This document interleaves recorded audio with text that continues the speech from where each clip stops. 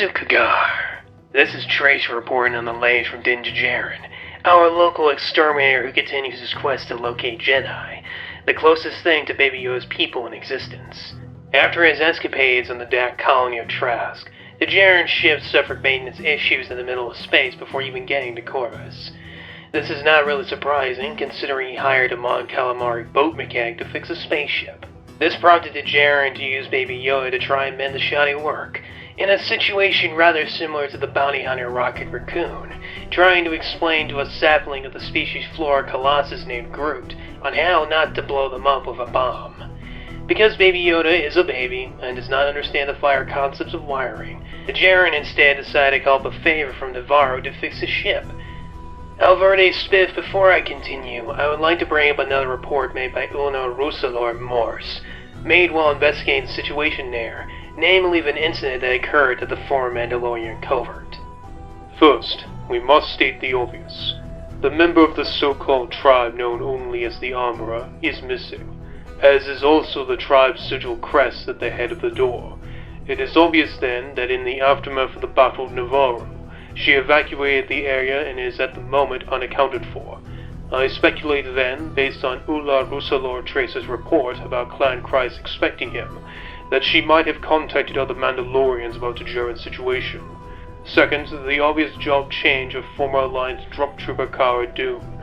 While observing the covert, a group of criminal Akalesh, the same species as the cripple Ponda Baba, made their way in with the spoils of some heist. Unfortunately, Cara strolled in and started beating the absolute dozak out of them, notably using a human shield technique trademarked by the vigilante Frank Castle, better known as the Punisher. While beating the dozak out of them, one of the spider-looking Ordini said she was a marshal. This does make sense what is later included in my report, and probably also Tracer who came in a few hours later. Finally, there is apparently a meerkat in this universe, and rather than trying to eat him, Cara instead decided to make him her sidekick. I wonder if this little guru is related at all to Timon, the talking meerkat for the continent of Africa. If that be the case, where's Pumbaa? I recommend a pay raise for Morris Alverde Spiff. Anyhow, upon his arrival, the Djarin made contact with both Greef Karga and now Marshal Dune, in a scene not too dissimilar to General Han Solo's arrival in Cloud City 10 years ago, where he was greeted by then Baron Lando Calrissian. Apparently, in the months following the Battle of Navarro, Greef left the bounty hunting guild behind and returned to being a magistrate, turning Navarro into a civilized town complete with a school. I should also note that the droid is teaching the kids there about hyperspace routes. There, the Djarin left Baby Yoda to conduct business with Cara and Greef. I would also like to note that Baby Yoda's powers of the Force have grown, to the point he was able to steal a bag of Oreo-looking cookies without his owner even noticing, all without any visible strain. Imagine what proper teachers could do with such gifts. Back to the Djarin, he and the others were discussing the growing business on the planet, discovering that the alien Mythrol is now an indentured clerk working for Greef Karga, with a sentence of 350 years on his contract. Ouch. Unfortunately, there is still an Imperial outpost on the planet, and in exchange for fixing his ship, Cara and Greef wanted his help to eliminate the base to ensure trade would continue to flow through the planet. Agreeing, the Djarin and company made their way to the Imperial base to destroy it. I would like to report that the base's layout, and even the ensuing blaster battle that ensued, reminded me greatly of the Khajiit raid conducted by New Republic operatives Kyle Katarn and Jan Ors. After infiltrating the base, they made their way to the reactor, where Mythrol employed the same technique as Obi-Wan Kenobi on the first Death Star, to overload the reactor and destroy it in 10 minutes. I would like to note the lack of a guardrail on what is clearly a very important technical asset of the base, and request an inquiry into the insurance policies the Empire provides to its technicians. I suspect there to be a high mortality rate among them. So anyway, I says forget the dental plan, forget sick leave. I just want a railing. You know, one railing, right here. Yeah, I know. I've almost fallen over that thing so many times. So what'd they say? Oh, get this. They said they're worried we'd be leaning all day. Oh, they said that? Yeah. Afterwards, they encountered a kind of laboratory that contained the floating bodies of unidentified individuals, which has caused much speculation among my colleagues. Some have speculated to be part of Operation Resurrection, and for Palpatine's plan to create clone bodies of Force sensitives, most notably of himself. I must, however, disagree with this theory, as soon after they recovered a holographic message from the Imperial genealogist Dr. Pershing, who implied the flowing test tubes were volunteers, not clones. The experiment, he explains, is to perform a blood transfusion with Force sensitives to imbue the volunteers with the power of the Force, with most of the blood coming from a donor, and Baby Yoda himself. This experiment mirrors the one Dooku attempted on General Grievous after his accident, feeding the blood of Jedi Master Sifo Dyas into his body to imbue him with the Force. While this experiment was a failure, Dr. Pershing did state that they did have promising results for a fortnight before the volunteer's body rejected the blood. The experiment points to Gideon attempting to effectively recreate the so-called Shadow Troopers, an Imperial remnant force of Sith troopers imbued through the use of a Force nexus of the Valley of the Jedi Ruusan. I suspect Gideon is creating them specifically to counter the few Jedi survivors still out there, such as Luke Skywalker and Ahsoka Tano, who would answer the New Republic's call in the event Moff Gideon makes his move. There is, of course, the question of who this donor may be, and I once again disagree with the assumption that it is Palpatine's body. If it was him, why would this operation be all the way out in the middle of New Republic territory, and not in the unknown regions? Or why would it be in the hands of an ambitious and treacherous individual such as Gideon? Instead, I suspect the donor to be a Jedi, possibly even Ezra Bridger, who has been missing for over a decade, or perhaps a survivor of the Imperial Inquisition. After this revelation, Tajarin and company split up, with Tajarin taking off in his jetpack to recover the Razor Crest and Baby Yoda. Something I would like to note is that Tajarin seems to be able to activate his jetpack through the use of some kind of device in his right hand.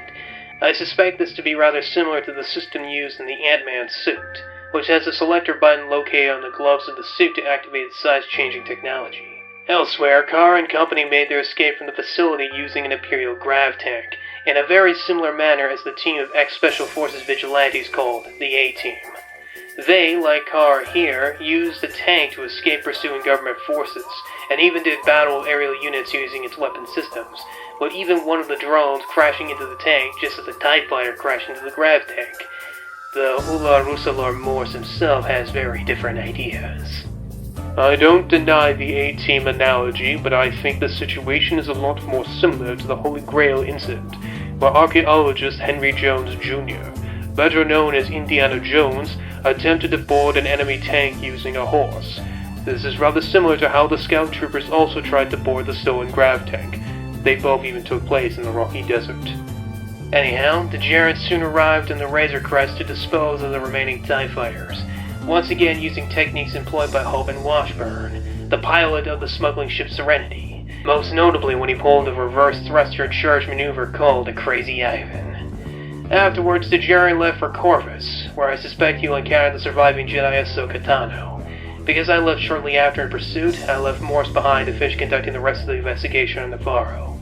Not long after the base exploded and Tajarin left, Captain Carson Teva and presumably Trapper Wolf arrived to investigate what happened there. Grief Karga, of course, denied everything, but I got confirmation after Captain Teva's talk with Cara Dune that the New Republic are actively looking for Moff Gideon's remnant, and that he's been conducting so-called incidents that they believe are tied together. He then left her a marker of the Rebel Alliance. I don't know exactly what that thing is, but I suspect it's like a pager. Give us a call if you get into trouble kind of thing. Considering events seem to be heading towards some kind of showdown with Gideon's men, I suspect that we will be seeing those pilots again soon. That actually brings me to the final section of my report, Verde Spiff. A wiretap that I installed on the Gideon ship reports that the Mimbanese mechanic who fixed the Tajarin ship is a spy, and is working for the Imperials. He placed a tracer onto their ship, and Moff Gideon will still be in pursuit, and after some slicing we managed to get blurry footage of something that's caused quite a stir in the agency. I've developed a theory about what these things are, and how they tie back into Gideon's efforts to make his own Sith troopers. Simply put, I suspect these suits to be a variant of the Dark Trooper program, specifically the offshoot program deployed in the Anawat sector during the Iron Blockade. These purge troopers served as the personal enforcers of Governor Ubric Aldohard, who held the sector until he was eventually defeated by New Republic forces. Considering Moff Gideon's tremendous political pull to acquire a team of Death Troopers, it doesn't surprise me that he has access to Dark Troopers, and I suspect he plans to use them against Tajarin and presumably Ahsoka Tano, and whatever allies they both have to reacquire Baby Yoda. How this relates back to the Sith troopers is simple. The presence of effectively super soldiers in combat mech suits leads to one result: power-armored super soldiers. I suspect this to be perhaps the reason for Gideon's continued presence on Mandalore, to acquire as much Beskar as possible to create the perfect armor to counter the powers of the Jedi. In short, Vons, we are dealing with a man who would be Emperor. Now to the damage report, which was thankfully entirely made up of criminals and Imperial scum, so our insurance need not worry.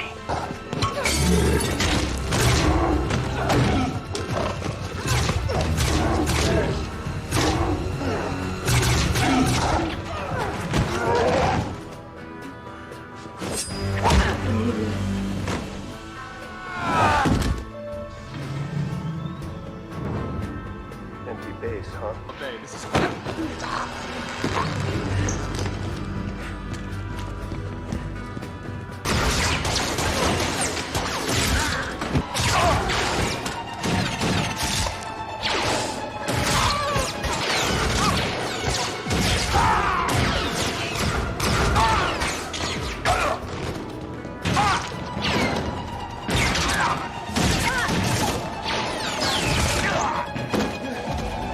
Let's go! To the night!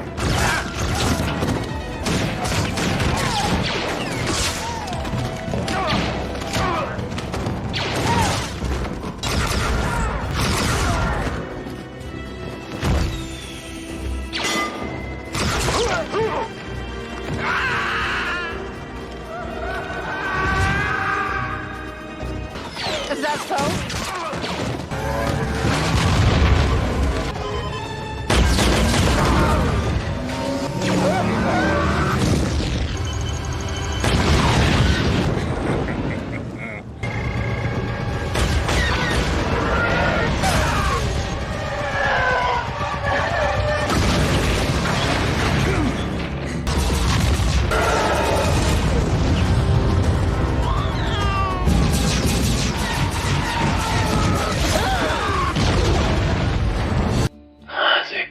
Gideon's gonna run out of troopers at this rate. I should also note that I'm only doing confirmed kills, as I have no idea how many were killed when that base exploded. Finally, time to tell you Baby Yoda's adorable scenes. From ugliest to cutest, we have Porgs, Jar Jar Binks, Love Cats, Baby Wookiees, and Baby Ewoks. Okay. No, the red one. The red one. Yes. Put the red wire where the blue wire goes, but don't let them touch. Yes. Now, put the red one. No, don't put the blue one back. And put the blue one where the red one was. No, hold them apart.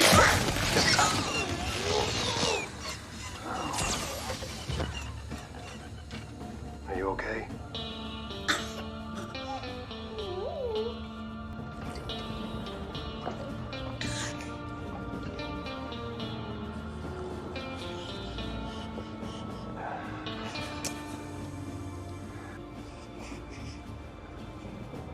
So how'd you like to go back to Navarro?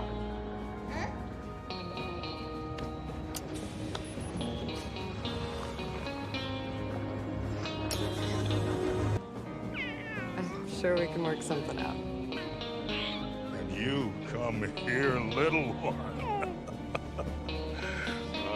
Has Mando been taking good care of you, huh? Have you been taking good care of him? Yeah, he said yeah. Yeah.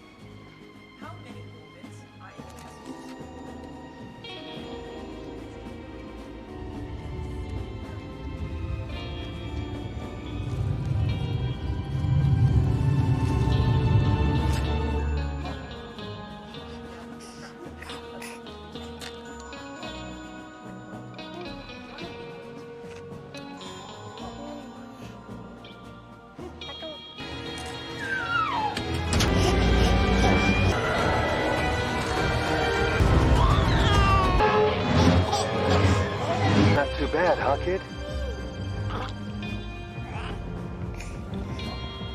Oh boy.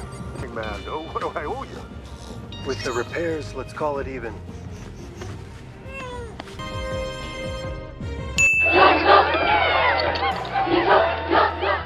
Baby Yoda was adorable in this episode, especially for the Baby Groot scene and him stealing the cookies. With that finished, I conclude my report and submit it for your examination. Retorche me, Vod.